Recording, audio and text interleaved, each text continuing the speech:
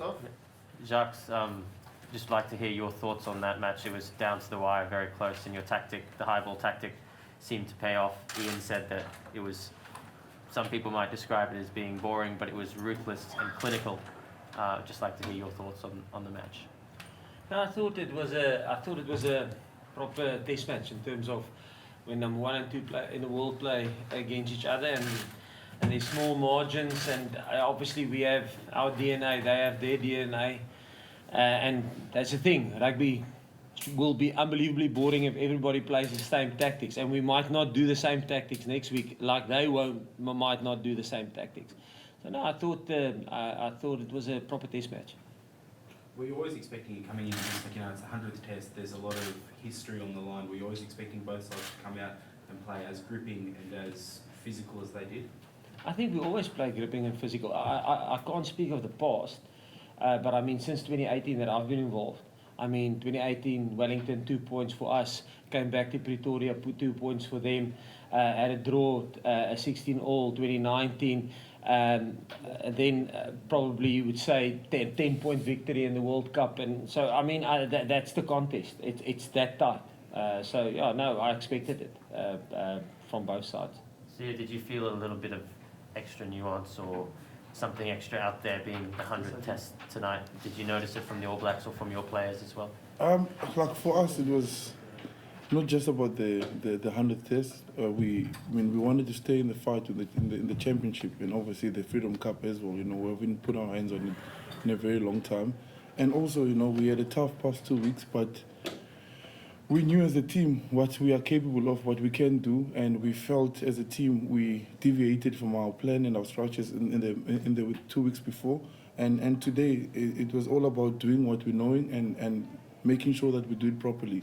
So, but we could feel the intensity. It's always like this, every single game against them. But yeah, it was heated today, and it was like a proper game of rugby from the word go, with high speed, physicality, yeah.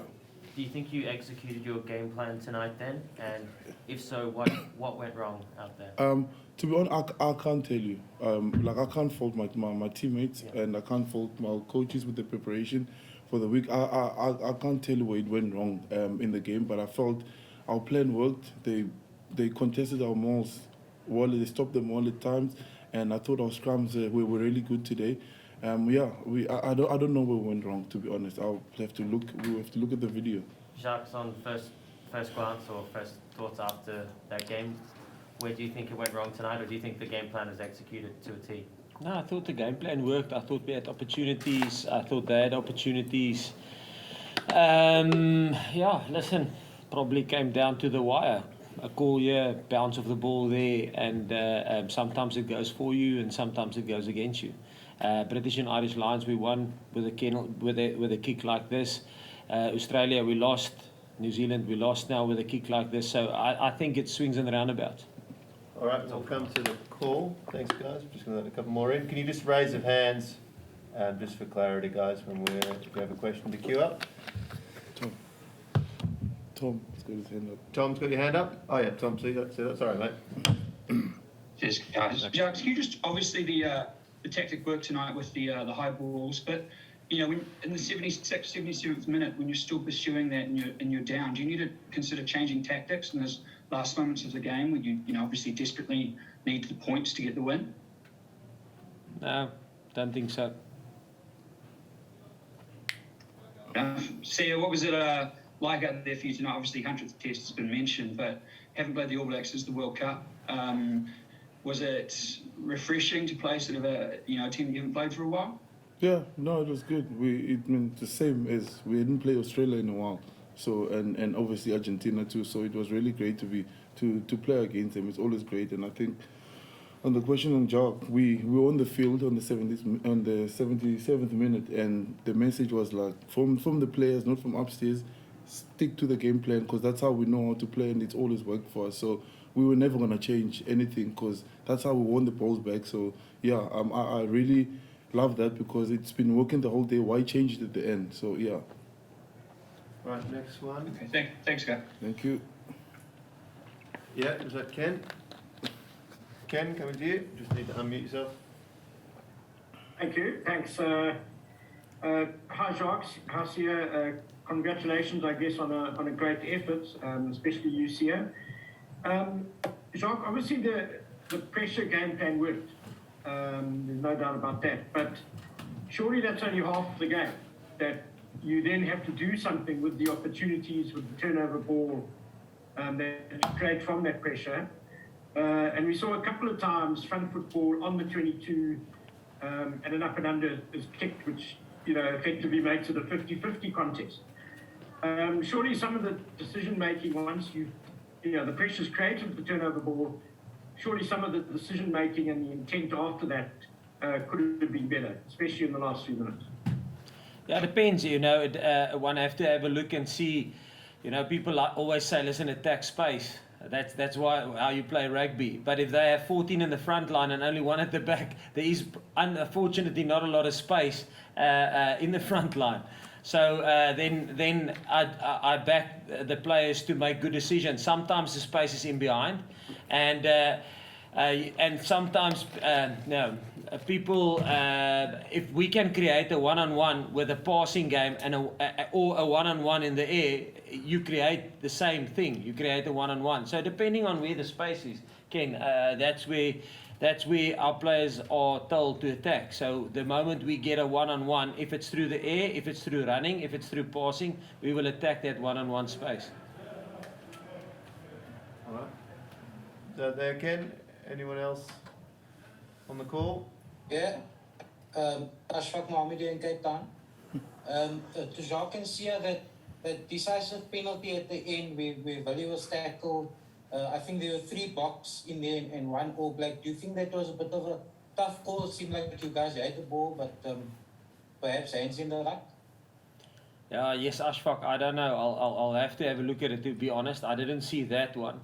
But we'll do a proper review like we normally do of the game and go into detail.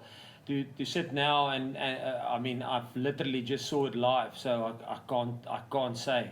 It will be impossible. Thank you. Is Brendan Nell come to you? Good evening, guys.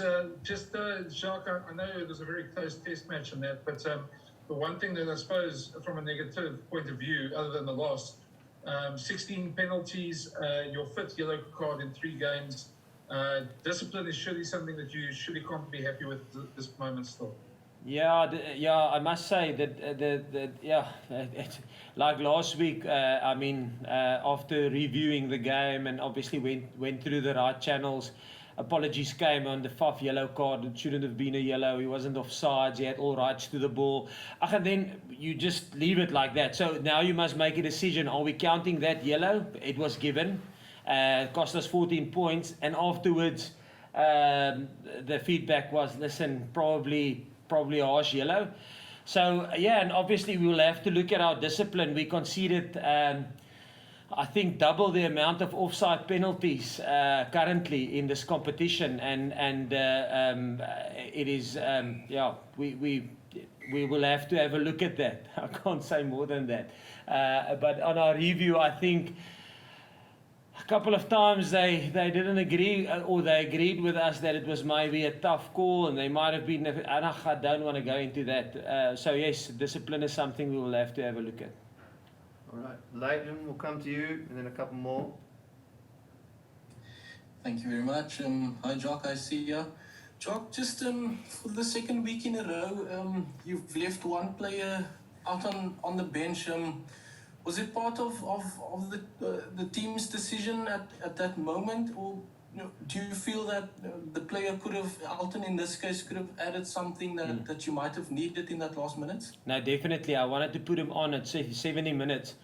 And then the doc came back to me and said, listen, there's an orange call on Marco van Staden's shoulder, and Alton was the last guy on the bench. So unfortunately, we wanted to get him on.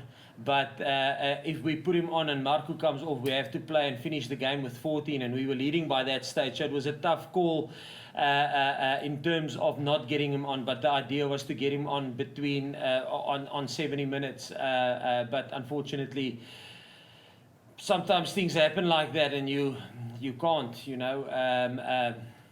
yeah, that was what happened there. All right, Last one, guys, and then they're going to go on to their other Zoom. I don't see any raised hands, so we could wrap it up there. All right, thank you very much, everyone. We'll have the Australia-Argentina press conference back on this link following that game. Thank you. Thank you. Thank you, Siya. Thank you, sir. Thank you very much. Thank you. No, I'll still play next week. Back to the Gold Coast. Oh, sending us home already. No.